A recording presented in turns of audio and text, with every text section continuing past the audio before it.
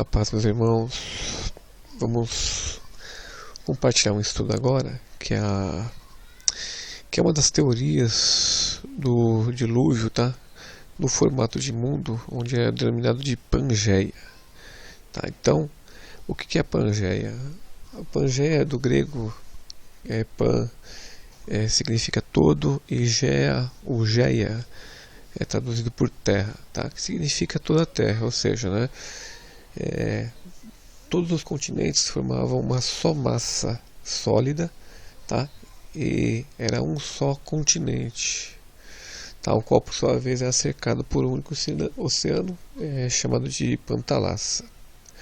Bom, em geologia, segundo Alfred e outros autores aí, eles se referem a um supercontinente, tá? Hipotético, é lógico que isso é uma teoria, e único que teria existido na Terra. Isso aí até o período Cretáceo, aproximadamente entre 136 milhões e 65 milhões de anos, tá? Dentro dessa teoria, tá? O qual, ao se fragmentar, teria dado origem aos continentes atuais, tá? Então é conforme Gondwana e Laurásia. Então na animação aqui nós temos o mundo hoje, aqui é a Pangeia, tá? E a divisão aqui com o decorrer do tempo até o mundo atual, tá? Que chama de derivação continental. Bom, então aqui é toda a massa de terra, tá? Nesse cálculo de milhões de anos atrás aí. Então toda a Terra ela tinha um formato só, todos ligados. Então aqui América, África, Austrália, Antártica, Índia, né? América do Norte. Então todos os continentes eram uma só terra, né? Que é a Pangeia. E aí aqui a animação da formação dos continentes, a sua separação. Bom, então a Gondwana, né, região sul aqui, né, e a Laurásia, essa região norte, tá? O oceano, né, Pantalassa, e aqui um mar que se formou depois, conforme foram se afastando a Laurásia da Gondwana, tem o mar de Tétis. Bom, então Gondwana e Laurásia. Então Gondwana foi uma grande massa continental localizada no hemisfério sul. Isso aí há cerca de 180 milhões e composta por massas terrestres que atualmente ocupam o hemisfério sul. O termo Gondwana ele foi utilizado pela primeira vez em 1861 pelo geólogo inglês Edward Suez, tá? Em referência à região de Gondwana, na Índia, um subcontinente que também fazia parte desse mundo antigo, desse antigo continente aí.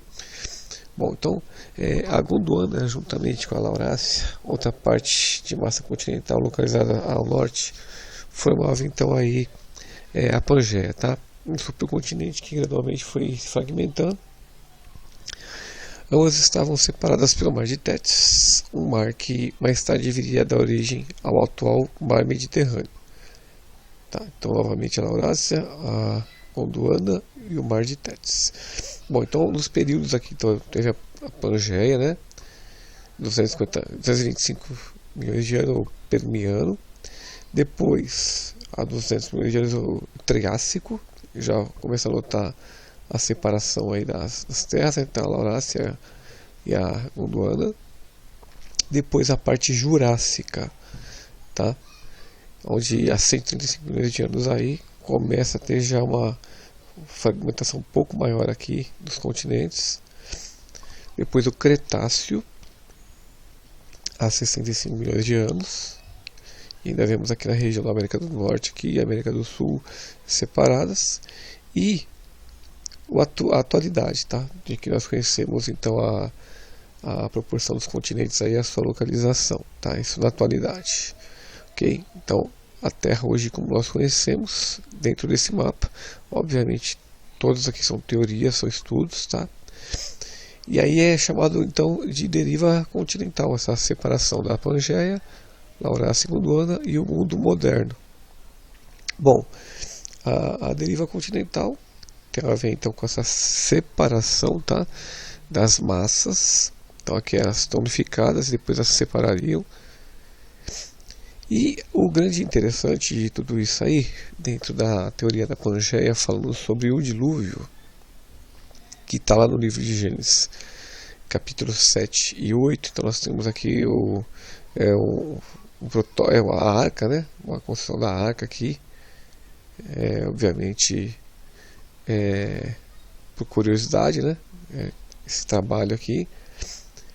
E dentro de Gênesis 7:1, tá? Na descrição do dilúvio, então, depois disse o Senhor a Noé: entra tu e toda a tua casa na arca, porque tenho visto que és justo diante de mim desta geração. Então, a arca que nós conhecemos, né, sobre a sua história, suas medidas, suas proporções, um barco mais ou menos essa proporção aqui, onde Deus preservou então aí algumas espécies impares, tá? E Noé e sua esposa, seus filhos e suas noras. Então essa foi a família de Noé que entrou juntamente com os animais da arca. Bom, Gênesis 7, do 5 ao 7 diz: então Noé e fez Noé conforme tudo que o Senhor lhe ordenara. E era Noé da idade de 600 anos quando o dilúvio das águas veio sobre a terra. Noé entrou na arca e com ele seus filhos, sua mulher e as suas mulheres, né, e as mulheres de seus filhos, por causa das águas do dilúvio. Então a arca foi construída em um lugar seco, né, como nós vemos aqui nesse modelo. E aconteceu que, passados 7 dias, vieram sobre a terra as águas do dilúvio. No ano 600 da vida de Noé, no mês segundo, aos 17 dias do mês, naquele mesmo dia se romperam todas as fontes do grande abismo, e as janelas do céu se abriram. E houve chuva sobre a terra 40 dias e 40 noites. E no mesmo dia entraram na arca Noé, seus filhos Sem, Cão, Jafé, sua mulher e as mulheres de seus filhos, conforme a descrição de Gênesis 7, do 10 ao 13. Bom, então, dentro da teoria da Pangeia, dentro do que ocorreu, né, o dilúvio, ele foi algo então em toda aquela região continental, tá? Então, dentro dessa teoria nós podemos afirmar, dentro dessa teoria, obviamente, que o dilúvio ele foi global, né? Então nós tínhamos a terra, né, o solo, as águas do abismo que estavam debaixo do solo, as montanhas, as vegetações, e o que acontece, tá? Dentro dessas águas do abismo aqui, uma grande proporção de água, houve o que? A descrição de 7:11 diz que no ano 600 da vida de Noé, no mês segundo, aos 17 dias do mês, aquele mesmo dia se romperam todas as fontes do grande abismo e as janelas do céu se abriram. Então é entendido que essa água, né, era um vapor que vinha da terra, né, que vinha da terra que regava a relva, né, as plantas. Então parece que a ideia é que rompeu-se então essa divisão, as águas saíram com uma grande potência, uma grande velocidade, de uma forma poderosa. Essa água originou o que? A chuva, tá? Então essa água primeiro veio, estoura então o solo, rompe então as fontes de água do abismo, os lençóis de água, numa alta velocidade. Esses pontos que foram cedendo originaram o que? A chuva por 40 dias, tá? Dentro dessa teoria. Bom, essas águas subiram e ficaram cerca de a arca ficou flutuando então nas águas do dilúvio, Noé, os animais e a sua família, e as águas cobriram o lugar mais alto dos montes, tá? Por 15 côvados de altura, que é essa distância aqui, conforme Gênesis 7:20. Bom, parou-se a chuva, né, as águas do abismo cessaram, a água abaixou e a arca repousou onde? Sobre o Monte Ararat, lá na região da Turquia, tá? E a arca repousou no 7º mês, no dia 17 do mês, sobre os montes de Ararat, conforme a descrição de Gênesis 8:4. Bom, então a ideia, tem até o filme aí, bem fictício, né? mas ele retrata bem essa questão da ruptura das fontes de água aí, aquele filme Noé, né? É bem uma ficção, viaja um pouco aí sobre as coisas aí, dentro da nossa visão cristã. Então a ideia é essa, que essas fontes estouraram, né, do solo, rompeu essas fontes do abismo e a terra foi inundada. Obviamente a água, quando caiu, tornou-se a chuva, tá? Então a chuva começa a cair sobre a terra, dentro dessa teoria. Então a ruptura das fontes do abismo, né, algo bem catastrófico. Veja o poder, a força que essas águas começam a destruir o solo e a inundar a terra. Então essa é a teoria que é utilizada, né, para essa explicação da Pangeia e do dilúvio, pessoal.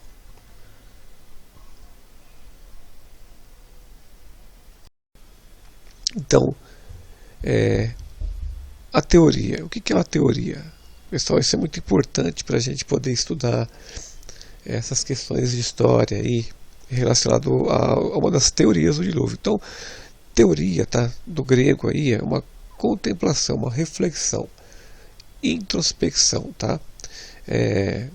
Um olhar, uma observação, tá? De um espetáculo. Então, por sua vez, é derivado do quê?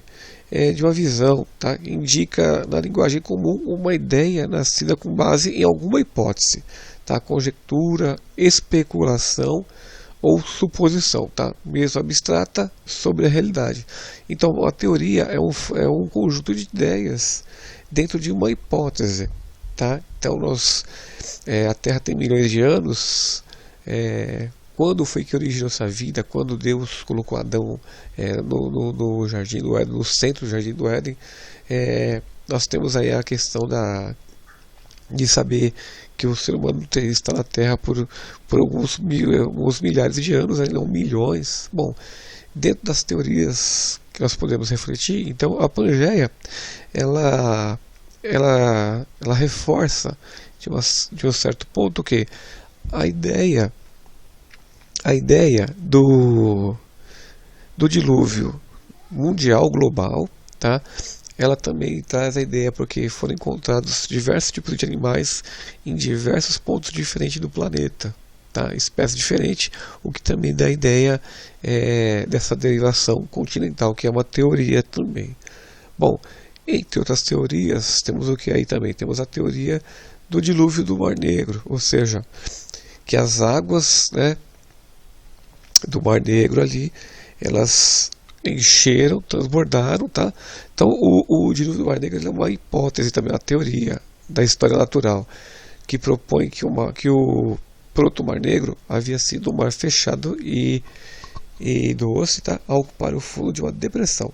Então este mar doce teria inundado pelas águas salgadas da bacia do Mediterrâneo por volta do ano 5600 a.C., quando um acidente geológico provocou o rompimento de um istmo que une a Trácia Anatólia e, por consequência, a invasão do Mar Negro pelas águas da bacia mediterrânica e a submersão das depressões costeiras. Então essa teoria ela foi manchete aí de jornais como o New York Times, né, The New York Times, em dezembro de 1996. Tá? Então, uma outra teoria que também é levada aí, se o dilúvio ele foi local ou se ele foi global.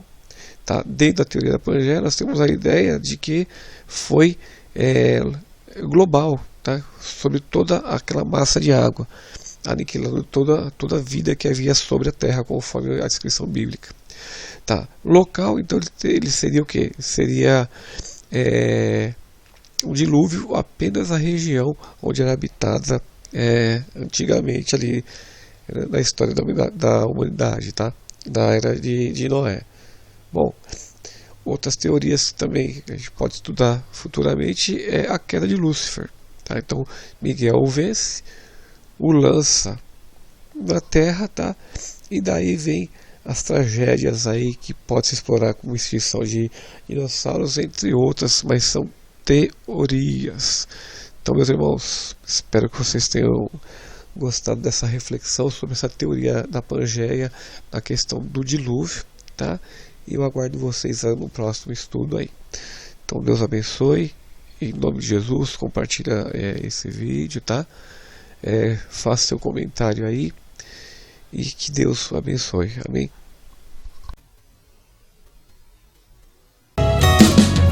Castelo forte é o nosso Deus, espada e bom escudo.